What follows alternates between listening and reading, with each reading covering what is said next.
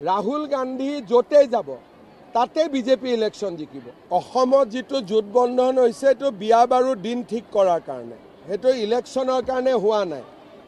আৰু য'তে অখিল গগৈ থাকিব গাখীৰত নিমখ ঢালিবই। খালি সকলোৱে মইতো আৰু ভগৱান নহয়, মুখ্যমন্ত্ৰী, গতিকে যিমান পাৰোঁ 12 চনৰ পৰাতো কৰিয়ে আহিছোঁ, ইয়াক প্ৰাদেশিকৰণ তাক চাকৰি যিমান পাৰোঁতো কৰি আহিছোঁ আৰু কৰি গৈ থাকিম।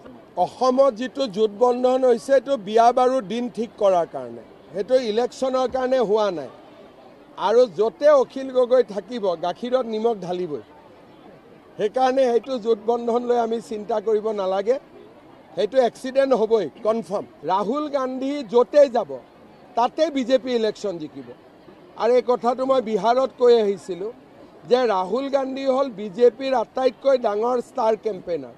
যদি ৰাহুল গান্ধী আহি যায় বিজেপি জিকাটো পাক্কা হৈ যায়, তেতিয়াহ'লে আমি 100% জিকি যাম। যদি ৰাহুল গান্ধী আহে, এজনে মানুহ যিমান কৰিব পাৰোঁ কৰি আছোঁ আৰু কৰি যাম।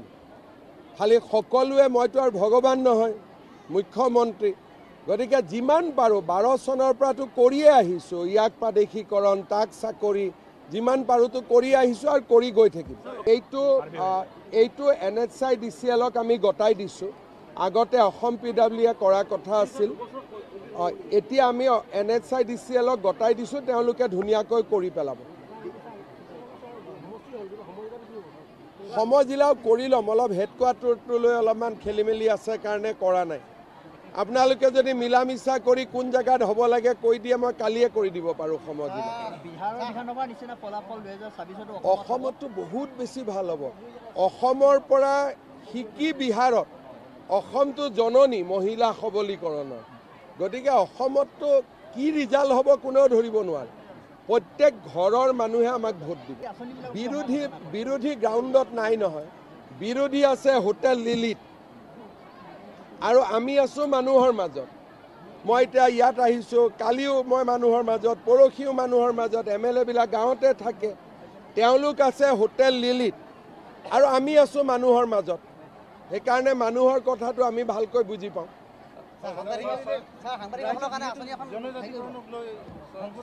মই ভাবোঁ যে এই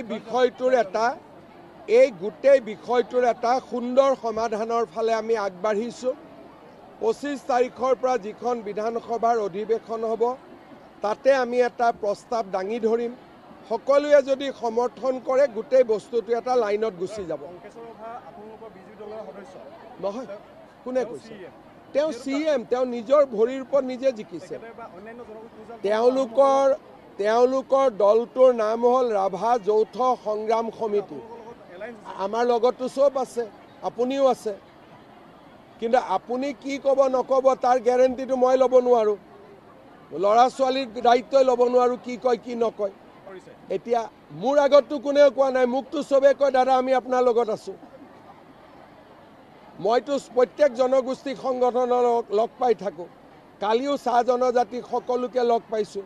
সকলোৱে কৈছে যে আপুনি মুখ্যমন্ত্ৰী হৈ যিমান ঐতিহাসিক কাম কৰিলে কোনেও কৰা নাই। আজি মিচিং জনগোষ্ঠীৰ মানুহে মৰম কৰা, আমাক সহায় কৰাৰ কাৰণে আজি আমি ইয়াৰ গোটেই ট্ৰাইবেল বেলবক্তত সকলোকে মাতি দিব পাৰিলোঁ নে নাই? আজি চিচিৰ বৰগাঁও এটা নন ট্ৰাইবেল সমষ্টি হ'ল নে নাই? গতিকে ভাল কামখিনিতো মানুহে আমাক প্ৰশংসা কৰি আছে নহয়।